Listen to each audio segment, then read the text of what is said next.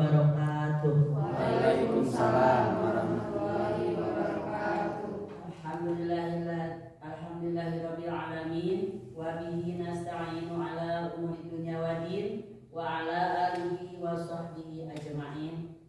Allahumma sholli ala sayyidina Muhammad wa ala ali sayyidina Muhammad. Pertama-tama marilah kita panjatkan puji dan syukur kehadirat Allah Subhanahu wa taala yang telah memberikan kesempatan untuk berkumpul di tempat yang mulia ini. Salawat serta salam marilah kita limpahkan kepada junjungan kita, yaitu Nabi besar Nabi Muhammad sallallahu alaihi wasallam, pada keluarganya, pada sahabatnya, tabi'in dan tabi'atnya, dan sampailah kepada kita sebagai umatnya. Mudah-mudahan nanti kita di yaumil akhir mendapat syafaat dari beliau. Amin ya Allah ya Rabbal alamin. Bapak Kepala Sekolah yang saya hormati dan Ibu Bapak Guru yang juga saya hormati, saya ucapkan terima kasih telah diberi kesempatan untuk membacakan acara dalam kegiatan diseminasi budaya positif pada hari Sabtu tanggal 14 Januari 2023. Marilah kita membacakan Bismillah bersama-sama. Bismillahirrahmanirrahim. Mungkin itu merupakan pembukaan. Yang kedua, sambutan. Sambutan yang pertama akan dipersilakan kepada Bapak Kepala Sekolah SDN 3 Gunungmukti. Kami persilakan. Bismillahirrahmanirrahim. Assalamualaikum warahmatullahi wabarakatuh. Waalaikumsalam warahmatullahi wabarakatuh. Alhamdulillahirabbil alamin. Wassalatu wassalamu ala asrofil anbiya'i wal mursalin sayyidina Muhammadin wa ala alihi wa sahbihi ajma'in, amma ba'du.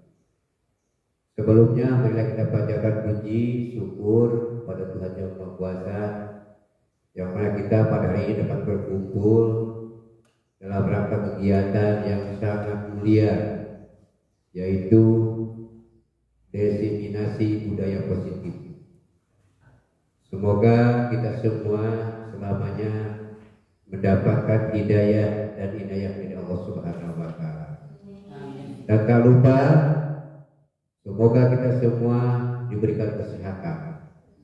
Pertama, kita memohon sehat yang paling utama adalah iman Islam. Sehat jasmani, sehat rohani, sehat segala-galanya. Amin ya Allah ya Rabbal alamin. Dan tak lupa marilah kita panjatkan puji syukur kepada Tuhan Yang Maha Kuasa, yaitu kita berikan sholawat dan salam kepada junjungan kita, yakni Nabi Muhammad sallallahu alaihi wasallam, kepada keluarganya, kepada sahabatnya, kepada tabi'in, dan kita semua selaku penganutnya. Semoga kita nanti di yaumul akhir mendapat syafaat darinya. Amin ya Allah ya Rabbal alamin. Ibu mentor yang saya hormati, selaku pembawa materi, ibu-ibu guru yang saya hormati, pertama ucapan terima kasih atas waktu yang diberikan oleh pembawa acara. Yang kedua, kita merasa gembira, bahagia pada hari ini kita dapat berkumpul, akan mendapatkan suatu ilmu yang sangat berguna dan bermanfaat, yang mana tadi sudah disebutkan, yaitu tentang budaya positif. Nah, inilah sebagai gambaran bahwasanya kita perlu menjunjung tinggi budaya kita, budaya yang sangat bangga orang Indonesia dengan berbagai macam suku bangsa, budaya, tapi kita tetap dalam suatu tuntunan, yaitu bersatu dari Sabang sampai Merauke. Alhamdulillah pada hari ini kita itu mendapatkan suatu kebahagiaan akan diberikan ilmu tersebut semoga bermanfaat, terutama untuk kita sendiri dan kepada anak-anak didik kita, karena kita perlu bahwasanya pada saat inilah kita yang tepat untuk memberikan regenerasi di mana bangsa kita ini sudah mencapai suatu tujuan pendidikan yang sangat sesuai dengan tuntunan-tuntunan budaya kita. Hal inilah saya sekali lagi mengucapkan terima kasih kepada Ibu yang memberikan arahan nanti coba kita dalam menjalankan kegiatan ini memperhatikan dengan sungguh-sungguhnya. Karena kita pahami di sini pun dalam judulnya sangat bagus sekali, yaitu diseminasi, di mana suatu kegiatan yang ditujukan kepada sekelompok, kepada semua warga, terutama warga pendidikan. Dalam hal inilah kita perlu memberikan arahan-arahan sejak ini sebagai fondasi, fondasi yang sangat kuat. Insya Allah ke depan kita akan kuat bangsa kita itu apabila budaya Indonesia kita tanamkan sejak saat ini. Oleh karena itu saya selaku figur mungkin dikatakan di sekolah ini sebagai sama-sama dengan ibu guru semua sebagai mitra. Semoga kita semua ilmu yang kita boleh nanti bisa berkembang kepada anak didik kita. Terutama setelah itu kita kembangkan di lingkungannya masing-masing. Itulah sebagai sambutan yang ala-kadarnya untuk kita pada saat ini akan mendapatkan ilmu yang sangat berguna buat kita semua. Terima kasih yang sekadanya. Mohon maaf atas karena wallahu muwaffiq ila aqwamit. Wassalamualaikum warahmatullahi wabarakatuh. Saya ucapkan terima kasih kepada Bapak Kepala Sekolah SDN 3 Girimukti yang telah memberikan sambutannya. Dan yang kedua, sambutan atau acara inti atau pemaparan materi yang akan diberikan oleh Ibu Maya Desi Kusuma MPD kami persilakan. Bismillahirrahmanirrahim. Assalamualaikum warahmatullahi wabarakatuh. Waalaikumsalam warahmatullahi wabarakatuh. Pertama-tama saya ucapkan terima kasih kepada Bapak Kepala Sekolah dan rekan-rekan guru SDN 3 Girimukti, Kecamatan Cibatu, Kabupaten Garut, yang mana telah meluangkan waktunya. Di sini kita ngobrol, kami tentunya. Di sini saya ada di depan, itu bukan berarti saya lebih pintar daripada ibu bapak. Kami kan ini adalah seri kita. Seri ini kan saya mendapat tugas dari aksi nyata dari modul 1, yaitu harus mendiseminasikan modul 1.4 tentang budaya positif. Di sini kita akan saling sharing ya Bu, jadi jangan terlalu tegang, kita wajahnya jangan terlalu tegang, biasa senyum ya, bisa senyum. Jangan terlalu tegang, Biasa saja. santai ya Bu. Nah, Ibu Bapak, kami kan di sini yang akan saya bahas di sini diseminasi modul 1.4 mengenai budaya positif. Tapi sebelumnya saya ucapkan selamat datang pada para guru-guru hebat dari SDN Girimukti 3 Kecamatan Cibatu. Mari belajar bersama, berkolaborasi, saling mendukung demi mewujudkan disiplin positif di sekolah kita tercinta.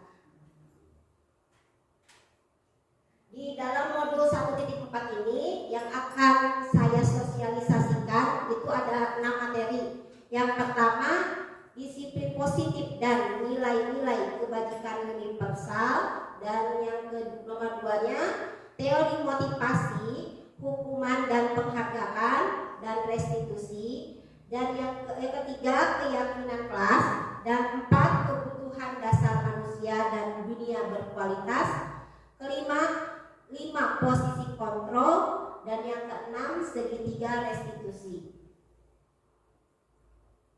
Nah, ya Ibu Bapak ya, di sini saya sudah menyiapkan pertanyaan buat Bapak Ibu.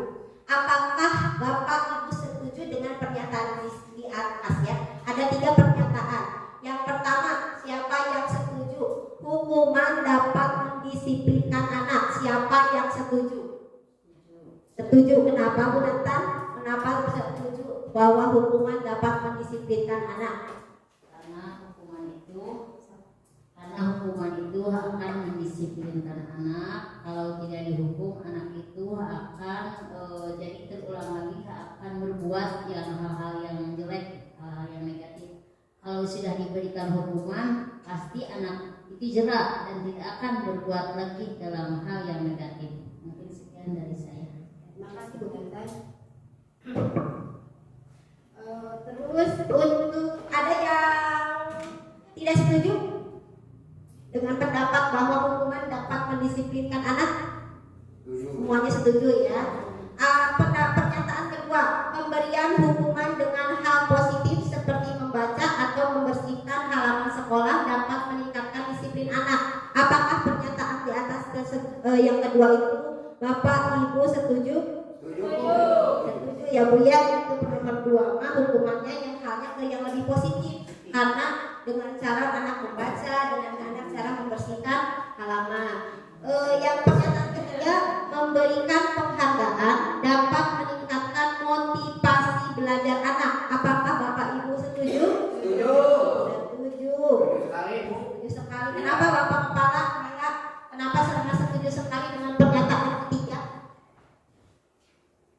Alhamdulillah, dengan pernyataan ketiga, dari mulai hukuman-hukuman yang dikatakan dalam budaya positif ini sangat dominan baik untuk di kalangan dunia pendidikan, terutama yang ketiga yaitu memberikan penghargaan dapat meningkatkan motivasi. Disinilah penghargaan itu perlu, karena setiap hal kegiatan dengan adanya penghargaan dapat meningkatkan kreativitas, disiplin anak sebagai motivasi atau gambaran-gambaran belajar agar anak lebih meningkat. Itu dalam arti memberikan penghargaan. Dengan penghargaan anak bangga bahwa saya diberikan oleh guru penghargaan yang sangat sesuai. Nah, disinilah perlu kita seringkali kepada anak memberikan penghargaan, baik yang sudah dulu kita informasikan berupa awal itu melalui anak bintang. Nah, apalagi dengan pemberian materi walaupun kecil itu dapat menjadi kebanggaan. Nah, itulah yang dikatakan penghargaan dapat meningkatkan motivasi terhadap anak didik kita. Terima kasih, itulah sebagai gambaran. Terima kasih Bapak atas masukannya juga. Kita lanjutkan ya Bu Bapak. Nah, yang pertama yaitu tentang pembelajaran disiplin positif dan nilai-nilai kebajikan universal. Nah, sekarang kita bermain. Kita akan bermain supaya Bapak Ibu kelihatannya tidak tegang, wajahnya tegang-tegang supaya tidak tegang. Kita bermain ya. Di sini coba Bapak Ibu berpasangan dengan yang sebelahnya berpasangan. Sobeklah secari kertas kecil, tuliskan dengan benda atau sesuatu yang sangat berharga untuk Anda dan letakkan di salah satu tangan Anda dan genggam benda tersebut dengan segala daya. Buatlah sebuah kepalan. Nah, jadi misalkan utatan tulis di kertas, tulis suatu benda yang menurut utatan sangat berharga. Terus dimasukkan di dalam kepalan tersebut. Nah, yang Bu Sari sebagai temannya berusaha mencoba sekuat tenaga dengan berbagai cara meminta Bu Tantan untuk memberikan benda tersebut kepada Ibu Sari. Bisa dengan cara membujuk, bisa dengan cara mengancam, tapi tidak boleh pakai senjata tajam ya. Bisa dengan cara menghardi, dengan merayu, dengan menyuap, apa saja, asal kepalan memeluk. Memeluk pada ancaman Pak Tiasa. Nah, atau dengan supaya Bu Tantan mau membukakan kepalanya. Silakan, coba. kira-kira menurut Bu Tatan sangat berharga, terus dirayu oleh Bu Sani. Beberapa materi apa saja boleh. Apa saja Pak? Boleh. Misalkan benda-benda yang Boleh, misalkan gelas, emas, boleh. Dirayu misalkan. So, silakan. Neng Sani merayu benda yang ada di tangan Bu Tantan. Bu Tantan juga merayu benda yang ada di tangan Neng Sani. Silakan. itu ya Supaya supaya diberikan. Sudah semuanya sudah masuk. Silakan, silakan. Merayu itu merayu. Merayu. Bentar di sini tidak. Bukan boleh lah, silakan. Kan di sini aku merayu, boleh mengancam, boleh menyuap.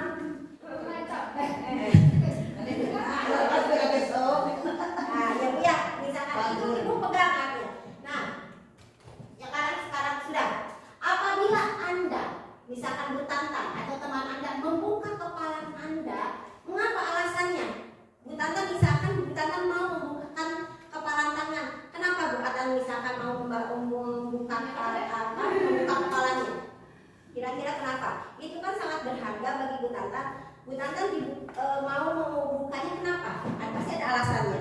karena berbagai sudah mencoba dengan cara membujuk, dengan cara merayu, dengan cara memberikan pengertian kepada saya bahwa dia itu ingin tahu apa barang berharga itu busana itu kepada saya. Jadi saya dibuka saja gitu. Karena kasihan, karena sudah berbagai macam cara dan Bu Sari merayu, akhirnya kasihan. Nah, coba tadi siapa yang tidak membuka? Bu Nani membuka tak? Coba kenapa Bu Nani tidak membuka? Belum. Ayo, Bu Nani. Kenapa ada yang tidak membuka? Ada tidak? Tidak membuka. Kenapa Bu Ella tidak membuka? Karena kan ini barang berharga saya itu HP ya. Kalau HP dikasih nanti banyak rahasia ya.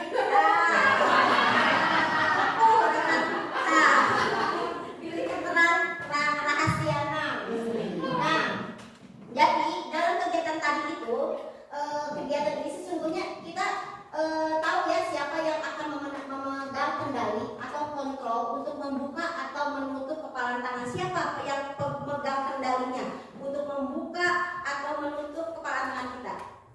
Kita sendiri. Kita sendiri ya Pak ya. Jadi kita sendiri yang bisa mengontrol diri kita. Kita mau membuka atau mau menutup menutup di kepala tangan kita. Jadi kita tetap apapun alasannya kita masih mau saya mau membuka, pasti punya alasan tersendiri. Mau menggenggamnya terus kita pasti punya alasan tersendiri. Nah, ini sejalan dengan dari teori kontrol. Teori kontrol yang oleh Dr. William Glasser meluluskan beberapa miskonsepsi tentang kontrol. Di sini yaitu sebagai ilusi guru mengontrol murid. Itu ilusi guru mengontrol murid. Dasarnya kita dapat memaksa murid untuk berbuat sesuatu jikalau murid tersebut memilih untuk tidak melakukannya. Nah, seperti halnya kan Bu Tantan membuka karena Neng Sani memaksa. Ayo Bu, buka. Dan akhirnya bisa. Jadi kita sebagai guru itu mengontrol ilusi guru mengontrol murid. Yang kedua, ilusi bahwa semua penguatan positif efektif dan bermanfaat. Jadi penguatan positif atau bujukan adalah bentuk-bentuk kontrol. Dengan dibujuk, akhirnya anak juga nanti bisa ya dengan bujukan-bujukan. Yang ketiga, ilusi bahwa kritikan dan membuat orang merasa bersalah dapat menguatkan karakter. Misalkan dengan merasa bersalah seperti ini Bu. Misalkan misalkan Algi Pak, kenapa Algi Pak melakukan ini? Nanti ibu tadi dimarahin oleh bapak kepala. Jadi Algi Pak nanti merasa, oh iya ya nanti si ibu dimarahin bapak kepala, itu merasa bersalah. Jadi anak merasa bersalah kepada kita. Jadi oh iya ya kasihan si ibu. Akhirnya anak tersebut itu tapi dengan merasa bersalah ini mengontrol murid menuju identitas gagal. Tapi seperti itu kurang baik jadi menuju identitas gagal. Ilustrasi bahwa orang dewasa memiliki hak untuk memaksa. Ayeuna oke kamu pamitan ulang selalu apa yang orang dewasa itu percaya bahwa kita mempunyai tanggung jawab. Misalkan kita menyuruh sesuatu kepada siswa, pasti ada tanggung jawabnya kan. Jadi semua apa yang kita perintahkan kepada siswa itu punya rasa tanggung jawab, untuk membuat murid-murid berbuat hal-hal tertentu. Nah, seperti iya bunya. Nah, ini perubahan paradigma. Jadi perubahan mindset kita, perubahan dari stimulus respon ke teori kontrol. Jadi kita sekarang harus karena teori kontrol. Kita biasanya stimulus responnya kita mencoba mengubah orang agar berpandangan sama dengan kita. Itu tidak baik. Harusnya kita berusaha memahami pandangan orang lain. Ya, jadi kita harus stimulus responnya misalkan perilaku buruk dilihat sebagai suatu kesalahan. Menurut Undang Bangun pasti salahnya punya. Nah, ayeuna kita harus melihatnya sebagaimana semua perilaku itu pasti memiliki tujuan. Dia gelut belum tentu dia bangun, pasti ada tujuannya. Misalkan udah lebih bangun daripada atau dia terlambat, mungkin dia malamnya misalkan dia telah belajar atau ada yang meninggal saudaranya, kan kita nggak tahu, pasti ada sesuatu tujuan. Jadi kita harus cari tahu dulu sebagai guru. Yang ketiga, orang lain bisa mengontrol saya. Nah, harusnya hanya Anda yang bisa mengontrol diri saya sendiri. Seperti harga di genggaman, ibu sendiri sebagai pengontrolnya. Mau dibuka, mau ditutup pasti punya alasan. Terus pemaksaan ada pada saat rujukan gagal. Jadi teori kontrolnya kolaborasi atau konsesi menciptakan pilihan-pilihan baru. Jadi segala sesuatu harus dikolaborasikan, ya, bisa dengan rekan sejawat, bisa kita konsultasikan dengan kepala sekolah, kita sama-sama dengan rekan sejawat. Lalu model berpikir menang atau kalah, tapi model berpikir menang dan menang, tidak boleh kalah. Nah, di sini kan disiplinnya Pak ya, kita tadi yang akan dibicarakan tentang disiplin positif ya. Di sini disiplin berasal dari bahasa Latin yaitu disiplina, yang artinya belajar.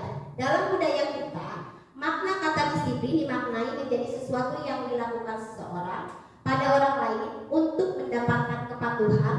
Kita cenderung menghubungkan kata disiplin dengan ketidaknyamanan. Betul gak Bu? Kalau kata disiplin itu yang dipikirkan apa? Tentang apa? Anak pasti disiplin, pasti yang ibu bapak pikirkan adalah tentang hukuman. Betul? Iya, dengan terutama hukuman. Nah, disiplin positif yang dikemukakan oleh Ki Hajar Dewantara yaitu maupun Diane Gosen, yaitu kedua pakar pendidikan mengartikan disiplin sebagai bentuk kontrol diri, yaitu belajar untuk kontrol diri agar dapat mencapai suatu tujuan mulia. Jadi intinya dengan adanya disiplin itu anak bisa mencapai tujuannya, tapi tujuannya dengan cara berdasarkan nilai-nilai kebajikan universal. Apa nilai-nilai kebajikan universal? Yaitu nilai-nilai yang sifatnya positif pada manusia, yang merupakan tujuan mulia yang ingin dicapai setiap individu. Nilai tersebut bersifat universal dan lintas bahasa, suku, bangsa, agama maupun latar belakang. Nilai-nilai yang kita kenal apa Bu? Yang sudah disosialisasikan, profil pelajar Pancasila, yaitu yang pertama yang kita tahu yaitu yang pertama beriman dan bertakwa kepada Tuhan Yang Maha Esa, yang kedua mandiri, yang ketiga yang keempat, yang kelima, yang keenam, sebenarnya Bu, yang kita sekarang lagi booming ya ini ya Bu ya nonton dengan profil pelajar Pancasila, tapi masih banyak lagi nilai-nilai, misalnya nilai-nilai kerjasama dan ada di gotong royong, misalkan ada nilai-nilai kebersihan Bu, maka itu jadi masih banyak nilai-nilai yang tidak hanya ada pada profil Pancasila, masih banyak nilai-nilai secara asal, nilai-nilai itu mencakup dengan bersifat universal. Budaya positif di sekolah adalah nilai-nilai dan kebiasaan-kebiasaan di sekolah yang berpihak pada sehingga mereka dapat berkembang menjadi pribadi yang kritis dan bertanggung jawab dan menjadi manusia merdeka. Manusia merdeka seperti apa? Yaitu manusia merdeka yang dimaksud di sini adalah manusia yang tidak bergantung kepada orang lain, bisa memilih, bisa dia itu bisa mengikuti kodratnya sebagai kodrat alam dan kodrat zaman. Kodrat alamnya ya berdasar, jadi dia tough atau bisa di lingkungannya dia bisa melakukan berdasarkan lingkungannya gitu. Kalau misalkan kodrat zaman, jadi anaknya jangan sampai dia tertinggalan oleh zaman.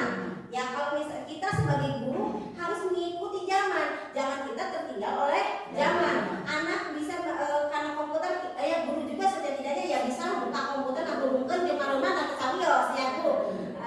Kita harus, jadi kita juga harus mengikuti zaman. Jangan sampai kita kalah oleh anak-anak kita.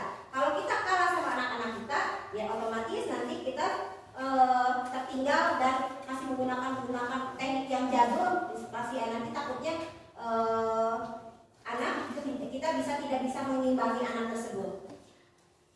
Tujuan tujuan kita adalah menciptakan anak yang memiliki disiplin diri, sehingga mereka bisa berperilaku mengacu pada nilai-nilai kebajikan. Tadi nilai kebajikan ya yang udah tadi ada universal dan memiliki motivasi intrinsik, bukannya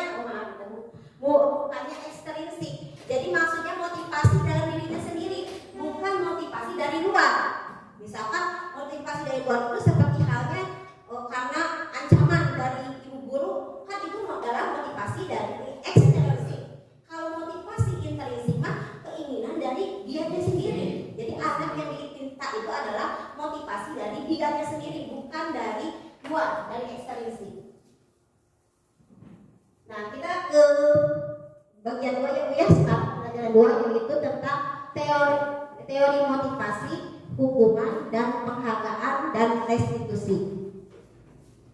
Di sini teori motivasi perilaku manusia, yaitu yang tadi sudah saya ada 3 Bu ya, untuk menghindari kenyamanan atau hukuman. Nah, seperti halnya misalkan Devi kenapa terlambat, Devi tidak mengerjakan PR, kenapa? Takut dihukum oleh Ibu Maya. Kan tidak boleh, Bu, seperti itu tuh tidak boleh. Itu termasuknya motivasi ekstrinsik karena dia takut akan hukuman. Kalau misalnya yang kedua, untuk mendapatkan imbalan dari orang lain. Kenapa misalkan kamu mau belajar terus supaya biar dapat hadiah dari mama? Itu adalah motivasi ekstrinsik. Ini kurang bagus ya Bu ya. Tapi adalah motivasi yang paling bagus adalah untuk menghargai dirinya sendiri. Kenapa kamu belajar? Supaya pintar, ya kan? Itu adalah motivasi internal atau motivasi yang harus kita gali dari anak motivasi tersebut. Jangan kita menggunakan motivasi dari eksternal tersebut, yang eksternal di atas.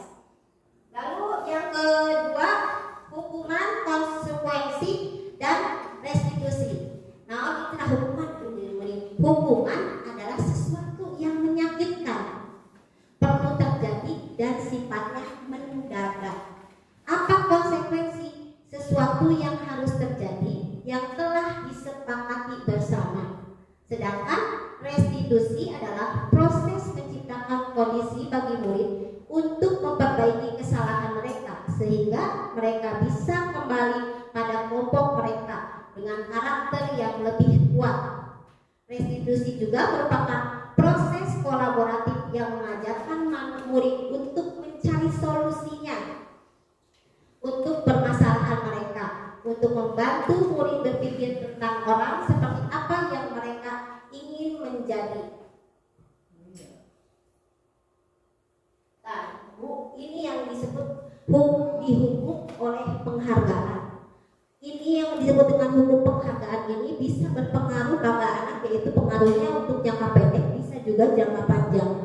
Karena apa? Seperti halnya misalkan kita memberikan penghargaan pada salah satu siswa kita, membuat itu penghargaan sebenarnya tidak efektif dengan memberikan penghargaan itu. Kenapa? Karena merusak hubungan. Sehingga misalkan kita memberikan penghargaan kepada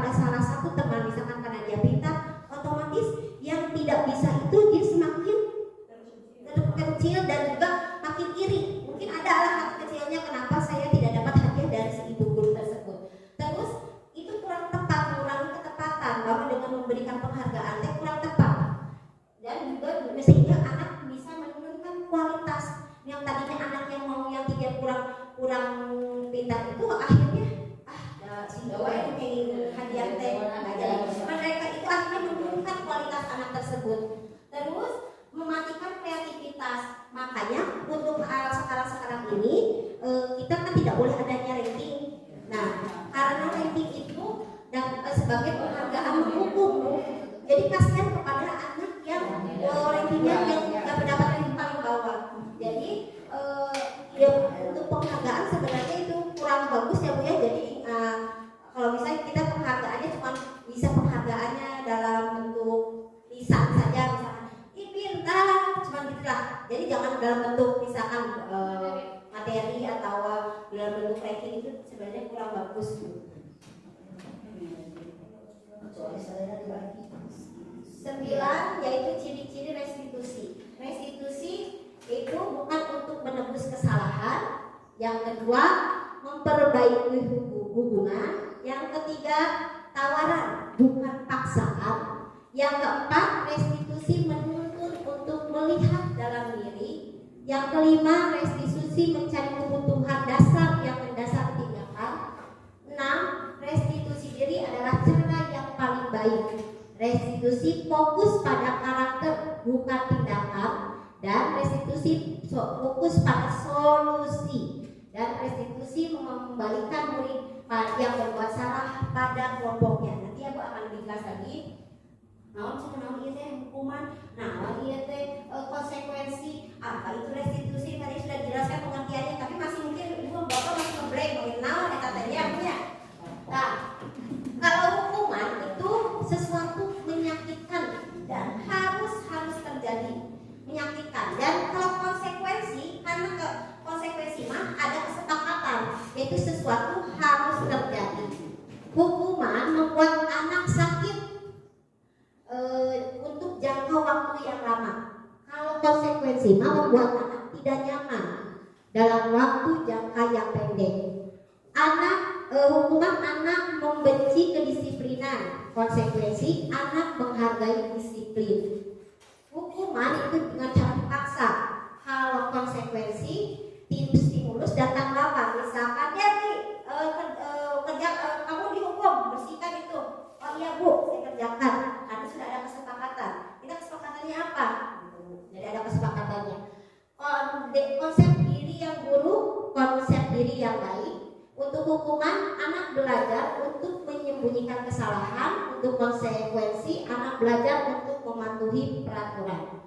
Marah, rasa bersalah, dipermalukan, rasa tak dihargai. Untuk konsekuensinya, kehilangan hak, dibuat tidak nyaman, diasingkan untuk sementara. Jadi mendingan pakai hukuman apa pakai konsekuensi Bu? Konsekuensi. Tapi alangkah baiknya menggunakan restitusi. Jadi ada hukuman, ada konsekuensi, ada restitusi. Nah Ibu sekarang coba, kalau mencatat 100 kali dalam buku kalimat saya tidak akan terlambat lagi karena terlambat ke sekolah, kira-kira itu konsekuensi apa hukuman? Konsekuensi. Ya, konsekuensi. Ya, itu konsekuensi. Karena tidak menyakitkan kan cuma nulis 100 kali dalam buku. Lari mengelilingi lapangan basket 2 kali, itu namanya hukuman. Murid diminta push up karena 15 kali karena tidak menggunakan masker, apa Bu? Hukuman. Karena itu menggunakan fisik, anak bakalan lebih itu. Membersihkan tumpahan air di meja tulis karena tersenggol pada saat belajar, itu termasuk konsekuensi. Karena itu jangka pendek ya, jadi anak tidak terlalu marah atau terlalu sakit hati. Lalu murid disuruh untuk mengenakan sepatu tidak mengenakan sepatu seharian sekolah karena tidak mengenakan. Maksudnya gimana? Murid disuruh untuk tidak mengenakan sepatu karena sepatunya tidak yang dipakainya bukan sepatu warna hitam. Itu namanya konsekuensi atau hukuman Bu? Jadi anaknya tidak boleh pakai sepatu. Hukuman ya Bu, termasuknya hukuman. Nah, lari mengelilingi lapangan basket konsekuensi hukuman ya Bu, jadi ada mengerti apa itu konsekuensi atau hukuman ya.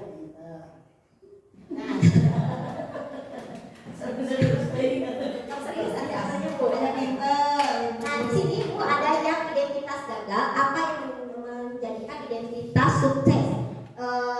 Hukuman menjadikan anak itu identitas gagal ya Bu ya.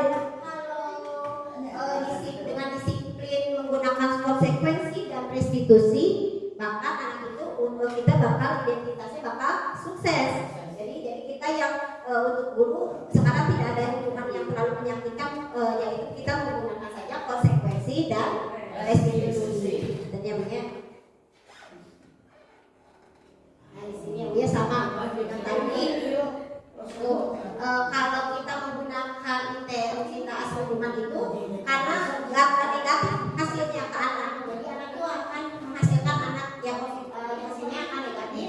Kalau menggunakan konsekuensi itu nantinya akan netral, dan kalau menggunakan restitusi itu hasilnya akan baik karena anak dicari untuk mencarikan solusinya sendiri. Seperti halnya kalau restitusi teh seperti gini. Misalkan Natasha kenapa hari ini tidak masuk siang kesiangan? Ini Bu, karena saya tidak tadi tidurnya kemalaman.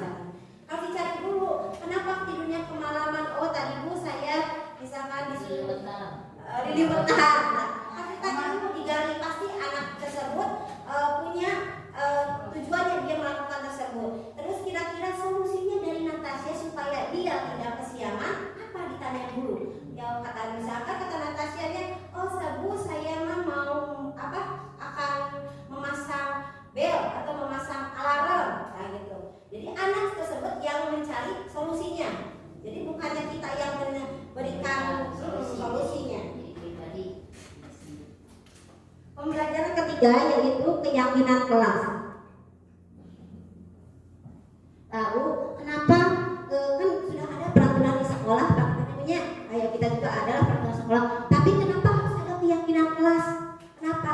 Seperti halnya kita, mengapa kita, pertanyaannya Bu, mengapa kita memiliki peraturan harus menggunakan helm bila mengendarai kendaraan roda 2? Kenapa Bu harus pakai helm kalau pada motor? Keselamatan. Nah, nilai-nilainya supaya ya nilai-nilai teh keselamatan, Bu, keselamatan. Mengapa kita memiliki peraturan 3M, menggunakan masker, mencuci tangan dan menjaga jarak? Kenapa Bu? Tidak. Nah, jadi intinya supaya menjaga kebersihan. Mengapa kita memiliki peraturan harus datang tepat waktu saat mengikuti pelatihan? Supaya tidak tertinggal. Iya, supaya tidak tertinggal. Kita melatih kita untuk nilai-nilainya disiplin. Nah, jadi Bu, yang dimaksud dengan keyakinan kelasnya adalah nilai-nilainya.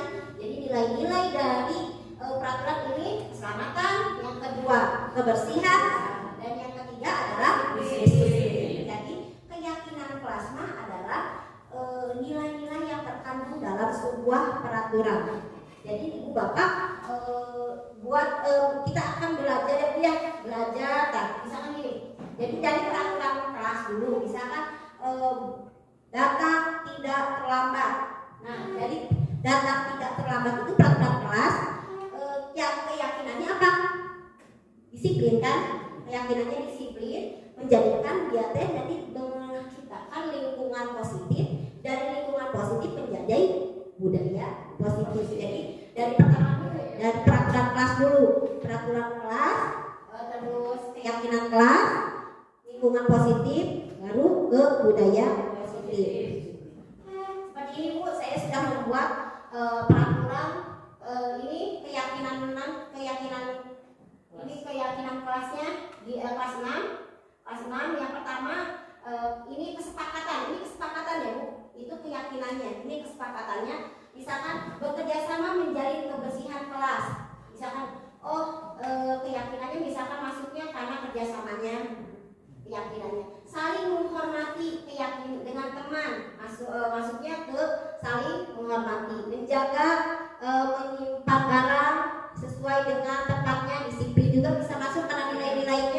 terus disiplin dan aktif di kelas, bisa masuk juga dengan disiplin dan juga mengerjakan tugas tepat waktu, misalkan tetap masuk juga karena disiplin. Jadi intinya Bu, ini mah peraturan di kelas atau disebutnya kesepakatan kelas. Ini kesepakatan kelas. Kalau keyakinan kelas mah nilai-nilai yang terkandung dalam kesepakatan kelas tersebut. Jadi Ibu Bapak nanti bisa bersama-sama dengan anak-anak nanti berdiskusi tentang peraturan kelas dulu lah, peraturan kelas bersama-sama. So kira-kira kita buat dulu kesepakatannya apa? Kesepakatannya ini Bu. Setelah disepakati yaitu kita merumuskan peraturannya menjadi keyakinan kelas. Setelah merumuskan lalu menempelkannya supaya di kelas yang mudah dilihat oleh anak, misalkan di depan di dinding keluar dari pintu disimpan ditempel di dinding supaya anaknya ketika itu itu kan kesepakatan kita. Kalau kesepakatan anak akan mau itu juga kan kita sudah kesepakatan yang kalau melanggar punya konsekuensinya nanti. Nah ini contoh-contoh dari kesepakatan kelas. Ini selamat datang tepat waktu, mengucapkan salam. Ini kesepakatan kelas yang lainnya dia bisa nanti kita belajar membuat. Nah bagaimana cara membuat kesepakatan dan keyakinan kelas itu peraturannya lebih abstrak dari peraturan, berupa pernyataan universal dibuat dalam bentuk positif, sedikit agar mudah diingat, sesuai dengan kondisi kelas yang agar mudah diterapkan dan semua warga kelas dilibatkan. Jadi kata-katanya ulapan yang clear, jadi sehingga anak mudah untuk mengingatnya. Nah ini ya Bu ya, misalkan kesepakatan kelasnya selalu kembalikan buku ke tempatnya, maksudnya ke tanggung jawab nilai-nilainya. Dilarang mengganggu orang lain, menghormati orang lain. Hadir di sekolah 15 menit sebelum pembelajaran dimulai, menghormati orang lain atau berkomitmen. Dilarang melakukan kekerasan, itu keyakinan kelasnya keselamatan, menghormati orang lain. Kesepakatan kelasnya dilarang menggunakan narkoba, keyakinan kelasnya kesehatan. Bergantian atau menunggu giliran, artinya menghormati orang lain, bersabar. Gunakan masker, keyakinan kelasnya kesehatan dan keselamatan. Jangan berlari di kelas atau koridor, demi itu keyakinan kelasnya keselamatan. Ya. Jadi keyakinan adalah nilai-nilai yang terkandung dalam kesepakatan atau peraturan sekolah. Untuk pembelajaran keempat yaitu kebutuhan dasar manusia dan dunia berkualitas. Nah di sini kebutuhan dasar manusia itu ada 5 ya Bu ya, yaitu kasih sayang dan rasa diterima, bertahan hidup, penguasaan, kesenangan dan kebebasan. Nah, apa yang disebut dengan kebutuhan bertahan hidup? Ini yaitu kebutuhan yang bersifatnya fisiologis untuk bertahan hidup, misalnya kesehatan, rumah dan makanan. Kasih sayang dan rasa diterima, kebutuhan ini dan 3 kebutuhan berikutnya adalah kebutuhan psikologis. Kebutuhan untuk disayangi dan diterima meliputi kebutuhan akan hubungan dan koneksi sosial, kebutuhan untuk memberi dan menerima kasih sayang, dan kebutuhan untuk merasa menjadi bagian dari suatu kelompok. Kalau penguasaan, ya pasti anaknya butuh kasih sayang, apalagi anak-anak kita ya yang masih kecil-kecil, sayang gelis, ya itu yang punya Pak Winter, jadi dibutuhkan rasa kasih sayang dan rasa diterima. Lalu penguasaan, nah misalkan penguasaan ini mah ada anak yang merasa jadi pemimpin, jadi raja di kelas, ada ya Bu ya, ada ya. Nah, bahwa anak itu membutuhkan kebutuhan dasar manusia, jadi anak itu butuh penguasaan. Terus kebutuhan kebebasan, ada banyak anak yang bebas, kayak guna atau terus tuh Bu. Nah, itu adalah kebutuhan mereka bebas dari budaya tersebut atau surat. Yang kelima, kesenangan adalah untuk mencari kesenangan, seperti hanya kita saja sebagai guru mencari kesenangan, suntuk-suntuk cari ke jalan-jalan ya Bu, kamol, terus bisa juga jalan-jalan giling-giling,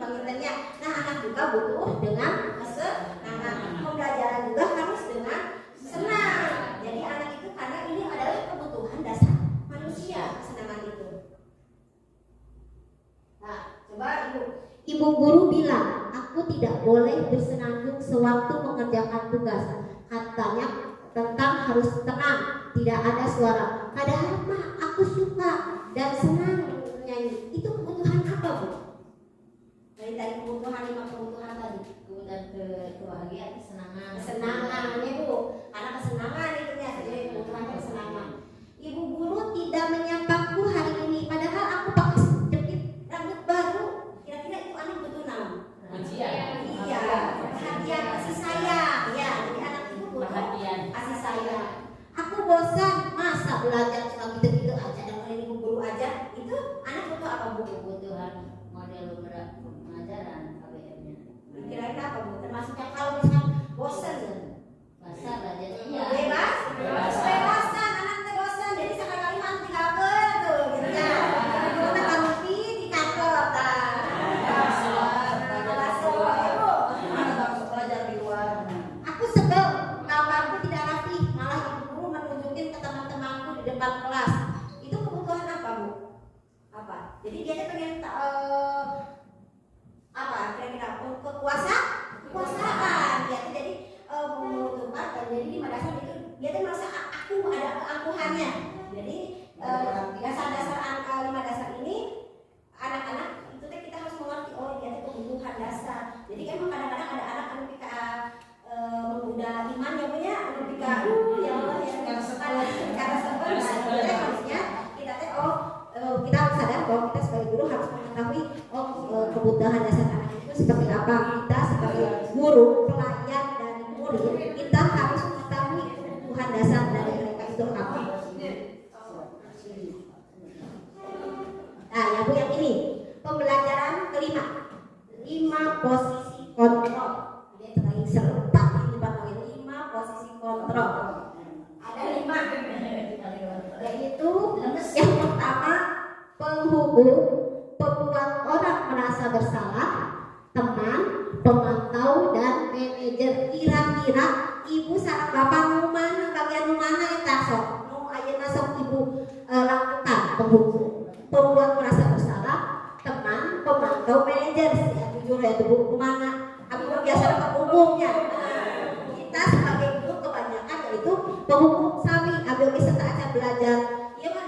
Tapi memang hukum. Ayo salah langsung hukum. Nah, yang kalau menghukum guru itu pasti berkata begini. Kalau kamu tidak melakukannya, awas. Sakit gitu. Kosek-kosek. Nah, kita menghukum. Kalau orang merasa bersalah, kamu sudah tahu, ibu lelah mengatakannya, ibu stres. Jadi anak kasihan kan, merasa bersalah. Si ibu tahu ibu salahnya, ya kalau berkata sebagai teman, ayo lakukan dari ibu. Masa kamu tidak mau? Ingat, tidak.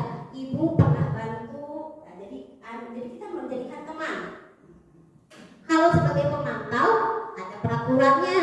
Apa peraturannya? Jadi kita memantau anak itu seperti apa. Dan yang terakhir sebagai manajer, apa yang kita yakini, apa yang harus kamu kerjakan, apa yang memperbaiki masalah ini. Ini maksudnya karena tadi apa, Bu?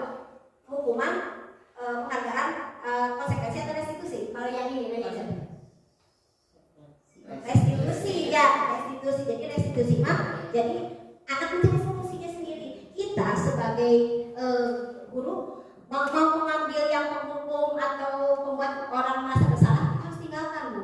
Kita harus mulai sekarang berubah menjadi teman, pemantau dan manajer. Sebagai guru kita sebagai teman, pemantau dan manajer. Maka Bu, kita contohnya ya ada. Contohnya di sini. Biasa kan zaman dulu, Bu. Mangga Bapak, bebas Pak, mangga. Aduh, ayah anak kecil. Apa yuk? Kamu itu pada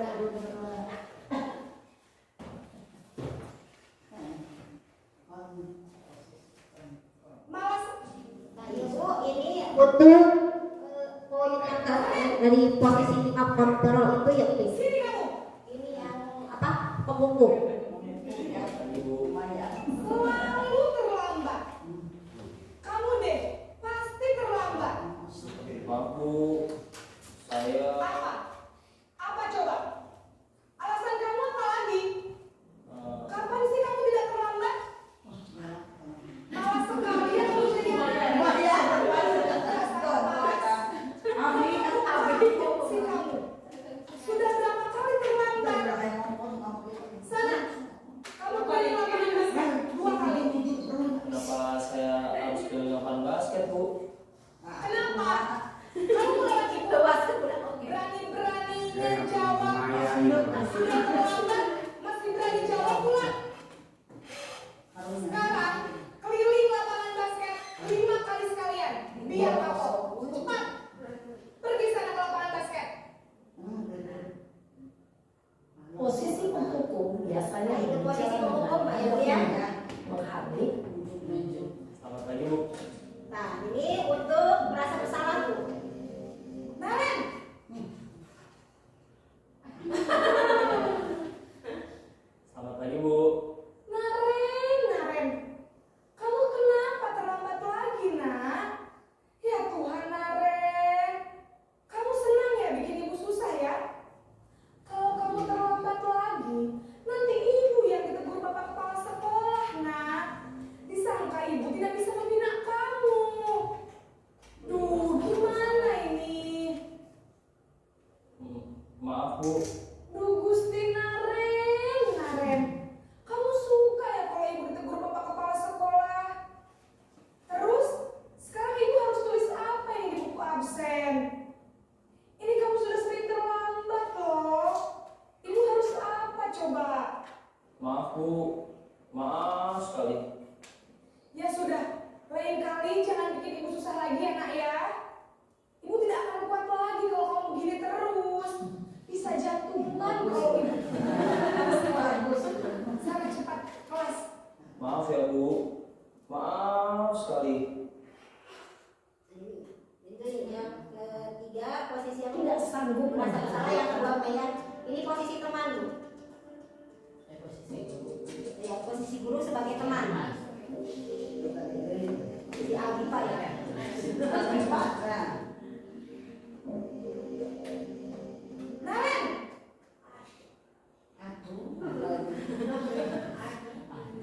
Selamat pagi Bu.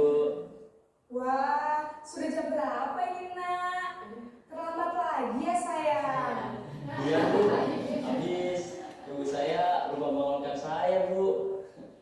Kamu malah menyalahkan ibu kamu. Kamu bukannya anak yang larinya paling kencang. Kok terlambat sih? Iya Bu. Saya memang terlambat bangun tadi. Jadi biarpun saya lari kencang, tetap gak kekejar Bu. Ya sudah sana. Nanti lain kali larinya lebih kencang lagi ya. Biar gak terlambat lagi. Bikin seneng ibu. Demi ibu. Bisa kan? Bisa lah Bu. Ya sudah sana masuk kelas. Ibu beresin urusan absen kamu. Kamu ini ada-ada saja. Di sini guru absen ya. Posisi teman ini posisi teman. Satu lagi ini posisi teman di sini. Teman tadi mana?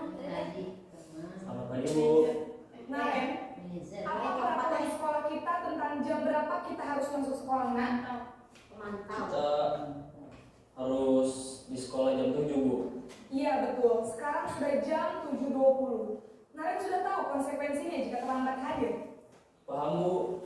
Saya harus tinggal kelas pas jam istirahat selama 20 menit. Iya benar, konsekuensinya demikian. Jadi nanti jam 9.30 pas istirahat, kamu harus tinggal di kelas, kerjakan tugas tambahan untuk ketertinggalan kamu, ya? Baik Bu. Itu untuk pemantau Pak gitu. Ya, pemantau. Posisi Dan yang teman. terakhir posisi Ibu. manajer. Selamat pagi Naren. Maaf Bu, saya terlambat.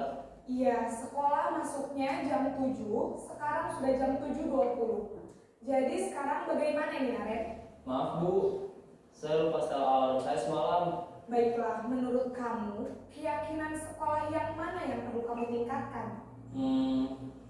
menghargai diri sendiri dan orang lain mungkin ya Bu. Setuju. Jadi, apakah Naren meyakini prinsip saling menghormati tersebut? Iya Bu, saya meyakininya. Apakah Naren bersedia memperbaiki masalah keterlambatan ini? Bersedia Bu. Bagaimana kamu akan perbaiki masalah keterlambatan ini? Saya akan coba untuk tidak lupa menyetel alarm saya Bu. Baik, kalau Naren lupa menyetel alarm di rumah, ada orang yang kira-kira bisa bantu mengingatkan tidak? Ada Bu, kakak saya, Kak Emma. Ada lagi selain Kak Emma? Selain Kak Emma, ada ibu saya. Baik, jadi yang mengingatkan Naren adalah Kak Emma dan ibu kamu ya? Kira-kira membaca alarm kapan nih Naren? Setelah pulang sekolah, akan segera saya lakukan. Baik, jadi Naren akan menyetel alarm untuk bangun besok pagi dan akan diingatkan oleh kakak dan ibunda Naren ya.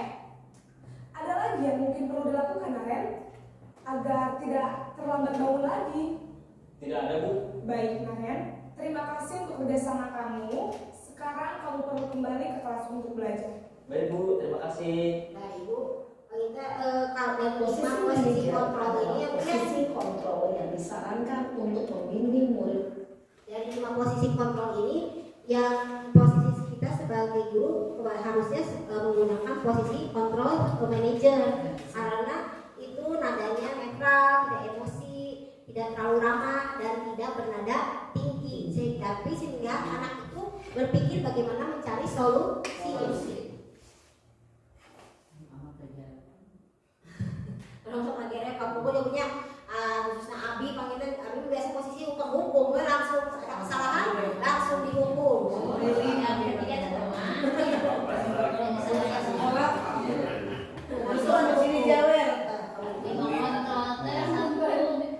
Kontrolnya satu yaitu hukum, yang kedua membuat orang merasa bersalah, dan yang ketiga menjadikan kita teman, pemantau dan manajer. Ditantang pada mana? Yang kelima sebagai manajer. Bagus, ditantang. Nah yang terakhir Bu, kita akan pembelajaran ke-6 yaitu segitiga restitusi. Segitiga restitusi seperti ini Bu ya. 3 restitusi itu ada 3, yaitu validasi kebutuhan, menstabilkan identitas dan menanyakan keyakinan. Apa sih menstabilkan identitas? Jadi kita semua akan melakukan hal yang terbaik apa yang bisa kita lakukan. Yang kedua validasi tindakan yang salah, yaitu semua perilaku memiliki alasan. Jadi anak itu apa alasannya? Dan yang itu menanyakan keyakinan seperti halnya ini Bu, ada lagi ya supaya kita tertunjuk, kita nonton lagi. Bukan semangat ya karena nonton video ya kita nggak bisa. Gunanya itu request. Sisi yang kedua adalah segitiga restitusi. Sudah lama nggak ketemu saya? Nah ini Oh, berapa mampir tuh? Oh, itu Bapak ada ya? Sudah lama nggak ketemu saya? ini menstabilkan identitas ya Bu, menstabilkan identitas. Masa aku dikatain tukang fitnah Pak? Ya aku marah lah. Aku udah dikatain TK di depan kelas. Kesel banget. Oh begitu. Ya pasti kamu marah dan kesal. Bapak juga akan marah apabila ada yang menuduh Bapak seperti itu.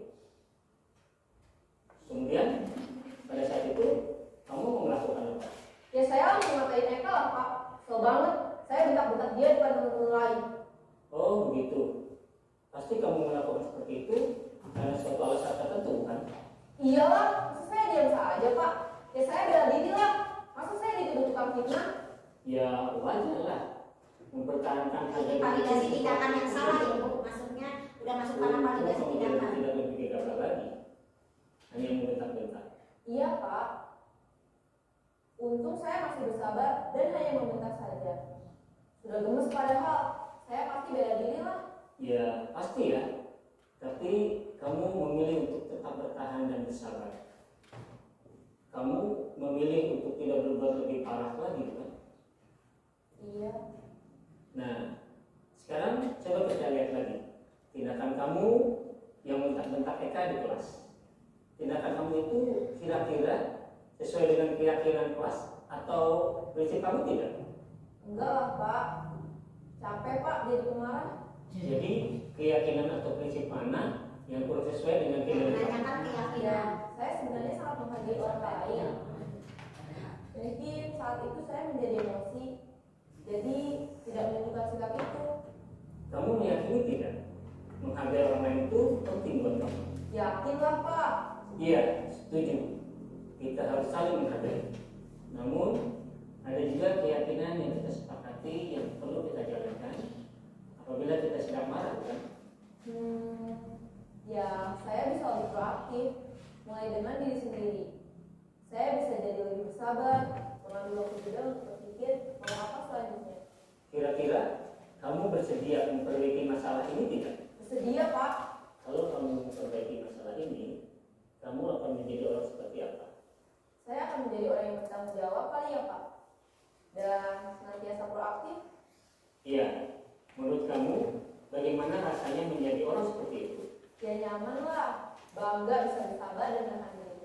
Baiklah kalau begitu. Yuk kita pikirkan bagaimana memperbaiki masalah ini.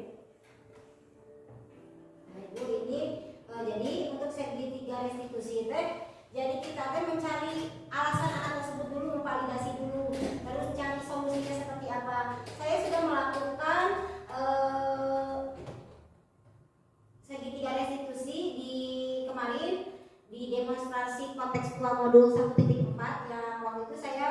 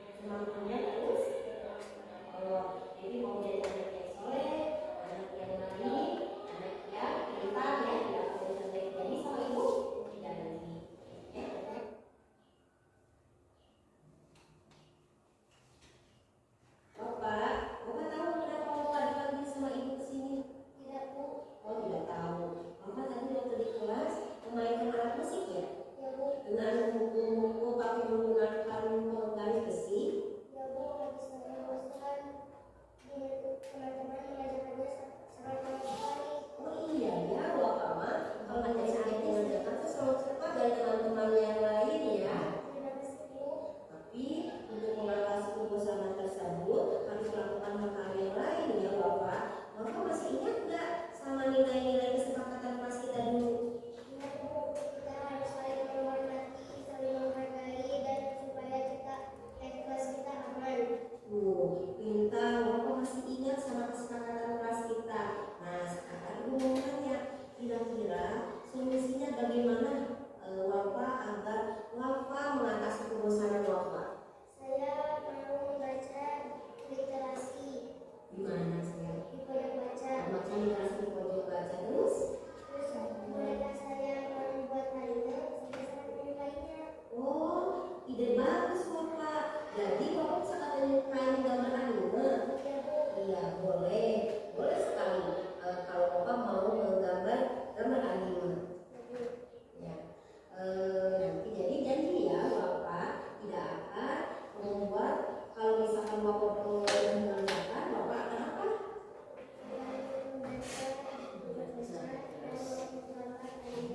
Nah, Bapak jadi anak yang soleh ya, anak yang baik dulu.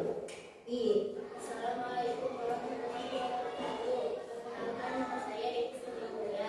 Saya merasa senang saya dari menolong subjek saya juga dinasihati dan diajak untuk memperbaiki kesalahan saya. Terima kasih Bu Maya. Assalamualaikum warahmatullahi wabarakatuh. Nama saya Wafa Aziza. Saya kelas 6 SD 3 Girimati. Saya merasa senang karena saya membuat kesalahan. Saya dimarahi oleh Bu Maya. Saya diajak untuk memperbaiki salah saya. Terima kasih Bu Maya. Wassalamualaikum warahmatullahi wabarakatuh. Ya Ibu Bapak, itu salah satu praktik saya melaksanakan segitiga restitusi di sekolah ini ya Bu ya. Jadi kita bisa mempraktekannya kalau misalkan ada anak lah melakukan kesalahan. Jadi kita sekarang mau menggunakan posisi kontrol kita sebagai teman, sebagai manajer, satu lagi sebagai Bu jadi teh pemantau. Dan kalau misalkan ada suatu masalah itu menggunakan segitiga restitusi dengan cara menstabilkan identitas, dengan validasi tindakan yang salah dan menanyakan keyakinan.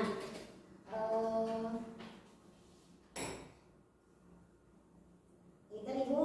Jadi hari ini teh yang sudah saya bahas, genap punya ya tentang disiplin teh ada 6 poin yang sudah saya bahas. Semuanya yang tentang disiplin positif terjadi modul 1.4. Nah, yang bisa saya terapkan di sini yaitu dalam menerapkan program disiplin positif hendaknya guru memiliki standar kepribadian, profesionalisme dan sosial yang baik, di mana guru mampu berefleksi pada posisi kontrolnya saat ini, bagaimana menjalankan dirinya sebagai among, posisi manajer yang menuntun murid-murid menjadi insan yang mandiri, merdeka dan bertanggung jawab. Nah, semoga di sesi belajar kita hari ini membawa manfaat sehingga dapat mewujudkan pelajaran Profil Pancasila. Salam Merdeka Belajar. Ibu mungkin hatur nuhun di hafal kapuntenna deui aya cariyosan abdi aya nu lepat. Wassalamualaikum warahmatullahi wabarakatuh. Saya kembalikan kepada terdakwa. Alhamdulillah, pemaparan tentang diseminasi budaya positif yang dibawakan oleh Ibu Maya Desi Kusuma MPD telah berakhir. Mudah-mudahan ada manfaatnya bagi kita semua, bagi rekan sejawat, untuk bekal mendidik anak di sekolah. Amin ya rabbal alamin. Semoga ilmunya bermanfaat baik bagi Ibu Desi maupun bagi kita semua. Amin ya rabbal alamin. Kita menginjak pada sesi tanya jawab. Silakan siapa yang mau bertanya. 1 orang, 2 orang silakan. Bapak yang mana? Atau mau menanggapi boleh? Ya, menanggapi deh bisa. Menanggapi. Kalau tadi kan jadi saya ya Pak.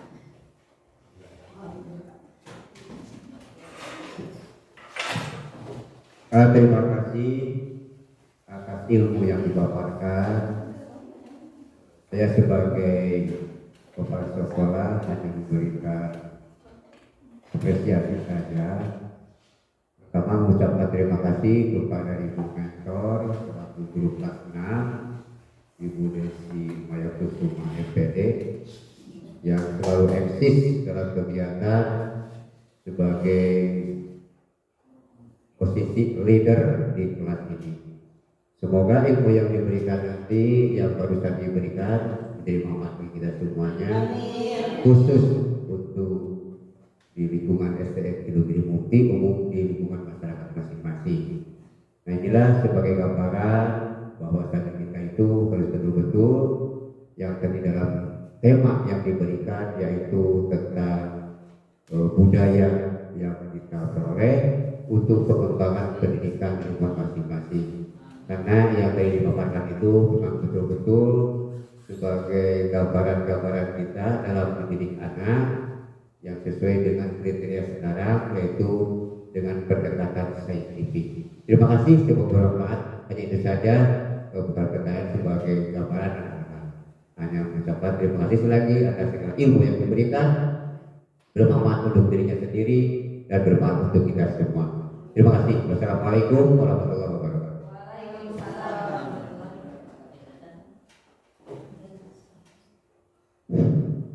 Terima kasih kepada Bapak Kepala Sekolah yang memberi tanggapan kepada Ibu Maya Desi Kusuma.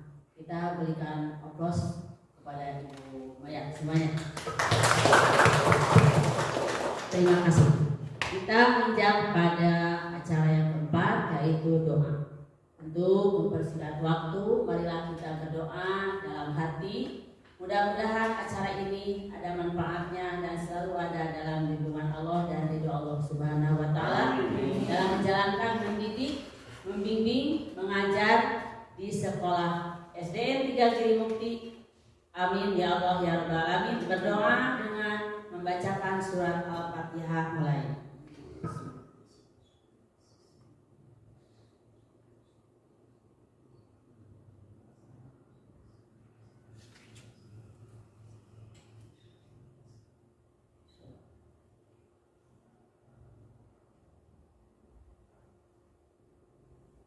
Alhamdulillah selesai. Mudah-mudahan Allah ijabah doa semuanya. Amin. Yang kelima, lain-lain tutup. Wassalamualaikum warahmatullahi wabarakatuh. Waalaikumsalam.